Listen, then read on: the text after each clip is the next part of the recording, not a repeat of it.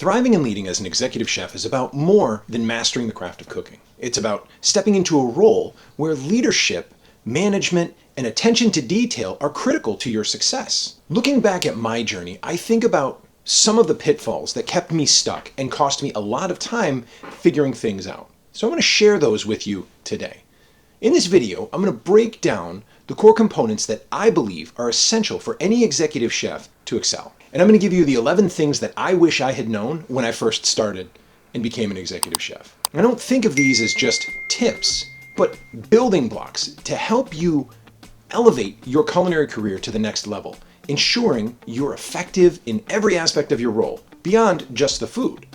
So stay with me and you'll learn my thoughts behind my approach to leading, organizing, nurturing, and executing a culinary vision with a team that stays engaged and supports you to thrive as an executive chef. Now, I implemented this exact approach with executive chef Sean Berry so that he could quickly identify and capitalize on early wins, set clear boundaries with his team, and maintain focus on the most critical priorities, all while staying true to his values as a new executive chef. This allowed him to not only stabilize the operation, but also to elevate the overall performance of his kitchen, leading with clarity and confidence. And if you're ready to take the next step in your culinary career and truly thrive as an executive chef by evolving these critical skills, then I'm here to help. This is exactly what I do with chefs like you every day, guiding them to lead with confidence and clarity in their kitchens, while packaging their expertise.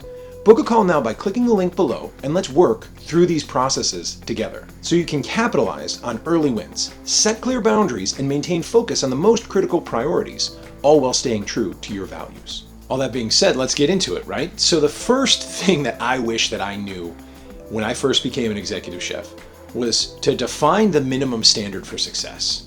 And what does that mean? That means really looking at the job description and understanding what the requirements are for me in order to do my job successfully. I've been a cook long enough to know that there's so many things in my head that I like to put in place that aren't necessarily even there. And unfortunately, that usually leads to getting a little bit overwhelmed, and it leads to focusing on a lot of things that don't actually matter, right? Focused first on what's being asked of you first, right? There's usually a specific reason why you were hired for the job. There's usually a specific thing that's in people's minds for when you come in, focusing on an opening, developing systems, or recovering after the previous chef, or maybe even carrying on the legacy of the former chef, right? Each one of those things has particular nuance to it.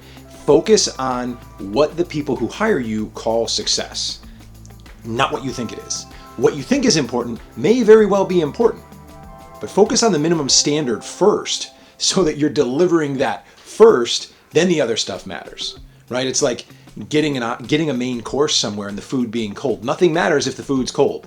Don't put the cart before the horse, and understand the minimum standard for success.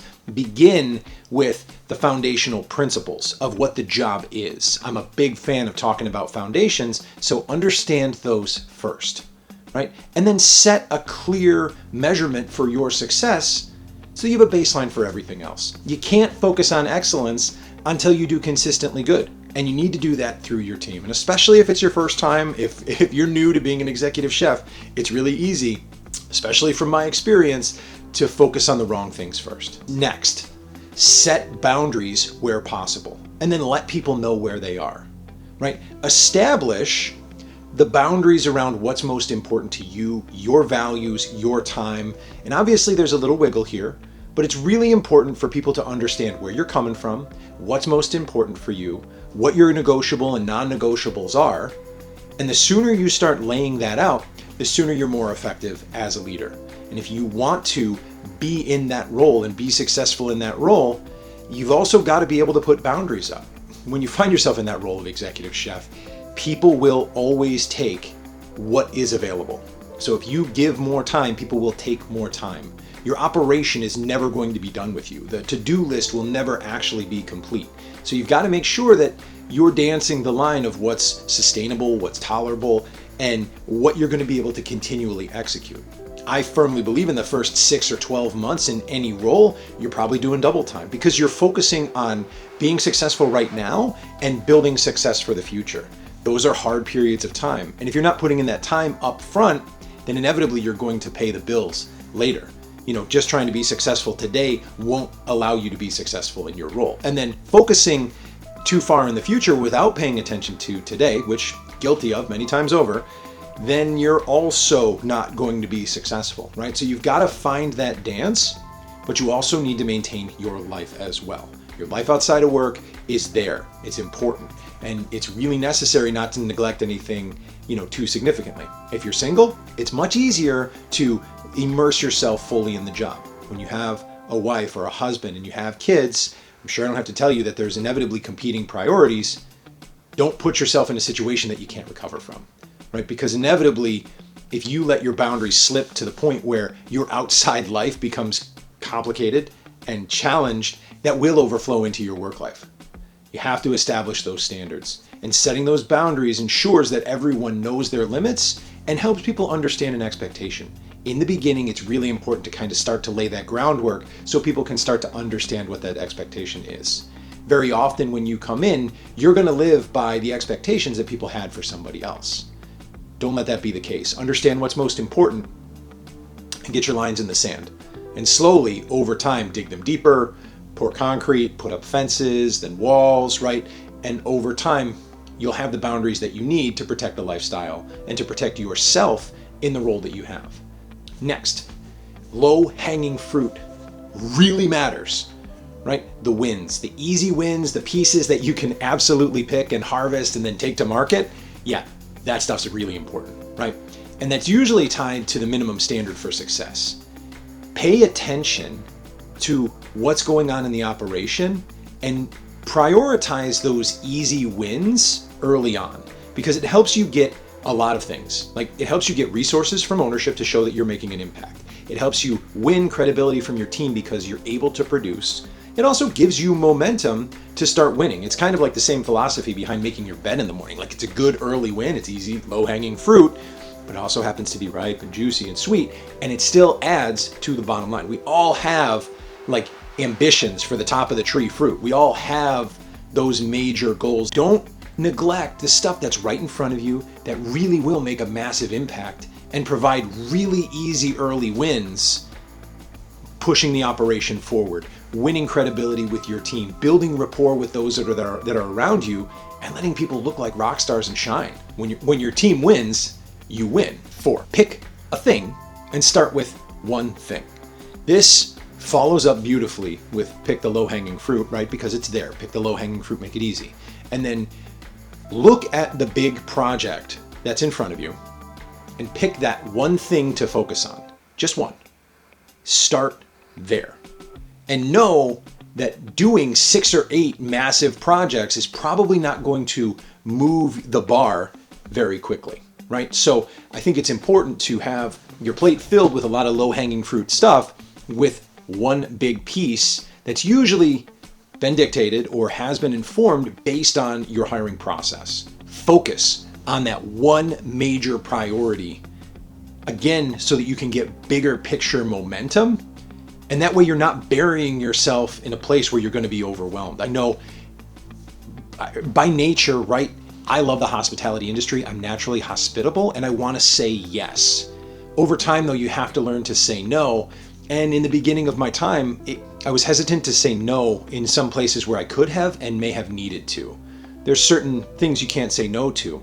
And that's why we talk about upfront, like understand what that minimum viable product is, understand what minimum success looks like, but then say no to all of the other things that aren't pushing that bar forward. Or say no in such a way that allows people to understand what's going on. Not at this time. Let's look at this in another month. Like, it's not an outright no, but it's a not right now kind of thing because, well, we're working on this, and this. And then there's always a great question that can come from that is, if it's coming from ownership, if it's coming from the people above, is this my new priority? It's a reasonable question to ask because you're going to want to know. And then going hand in hand with that is number 5, you can't tackle everything at the same time. Man, I wish I knew that.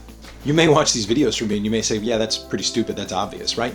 And maybe it is. But I also talk about these things because quite honestly, like, it may be obvious, but I think when you're in it, you're not paying attention to it. And I want to remind, and I guess it's just a reminder of myself when I was making this list, that like, you really can't tackle everything at the same time. When everything's a priority, nothing is, right? And I think it flows naturally from the previous point of picking one thing and starting on that one thing because you can't tackle everything at the same time. Number 6, it feels icky to say, but it's okay to screw up. But when you screw up, make sure you're screwing up small. Make small mistakes, make them fast, and then fix them faster.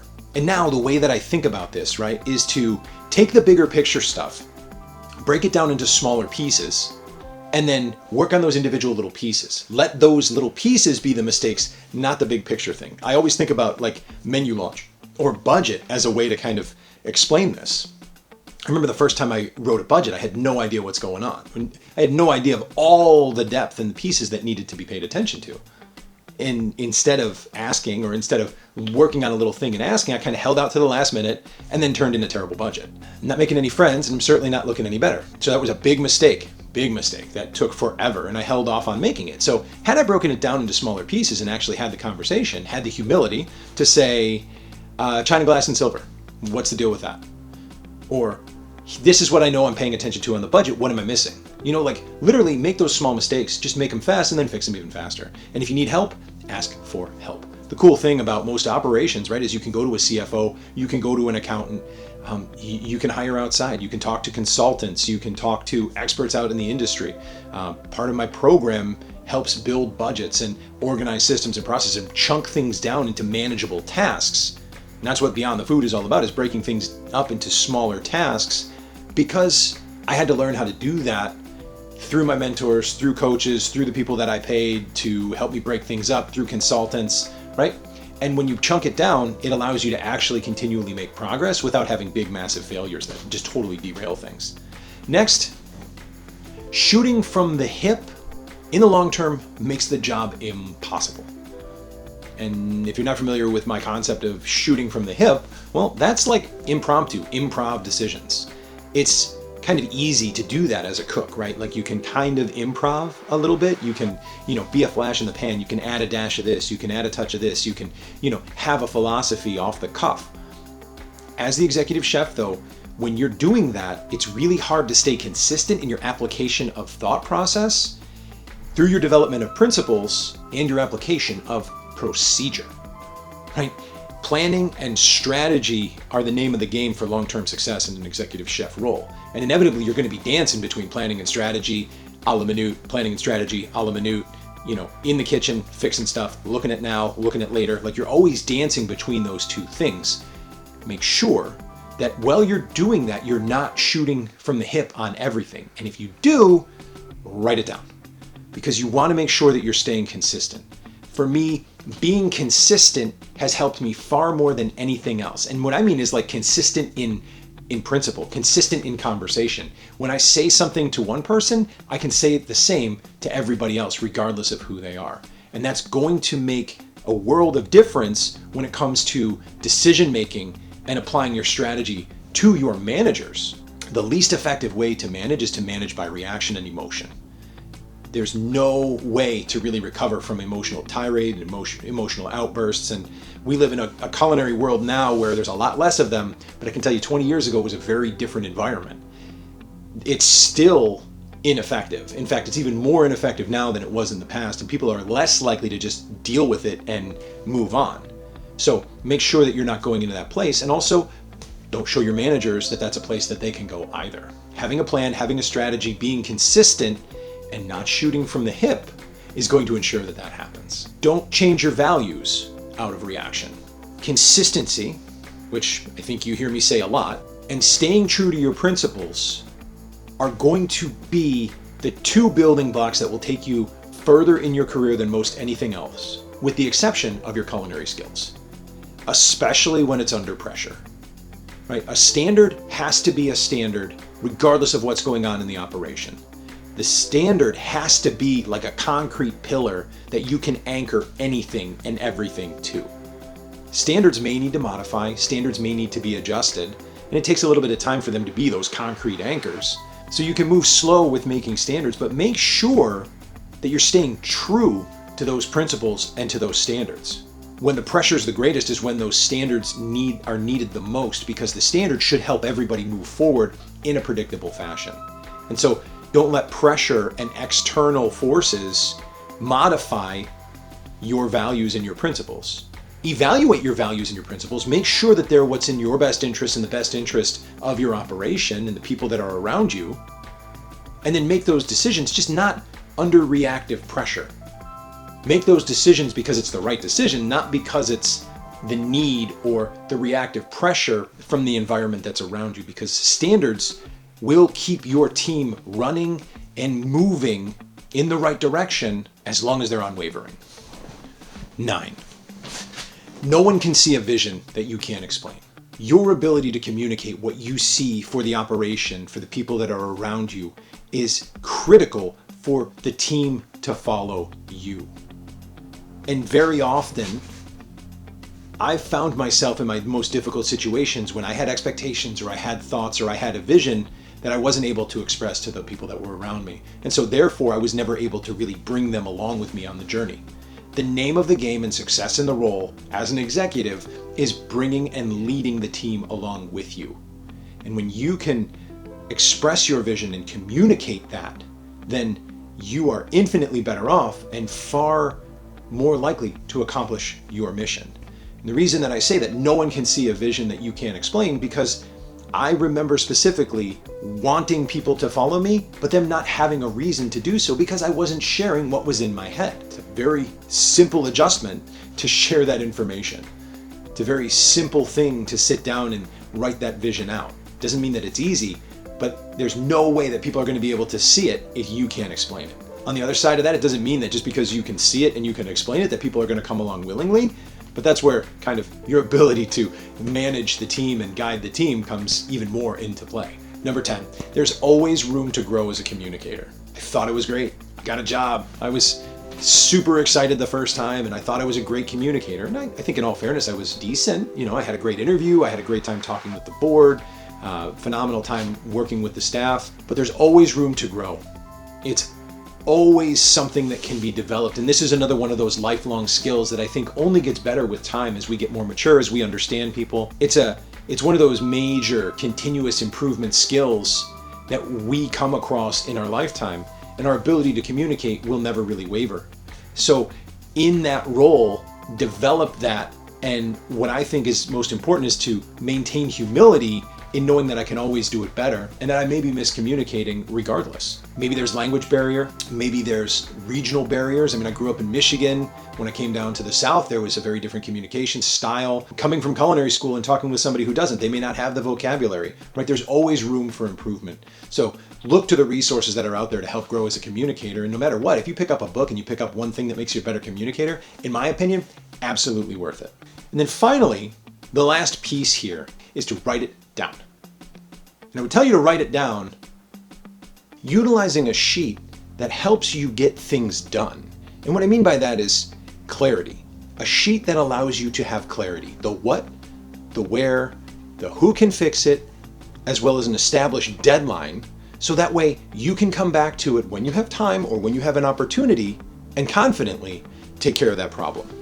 And writing it down means that you're really just documenting everything that you see with the new eyes.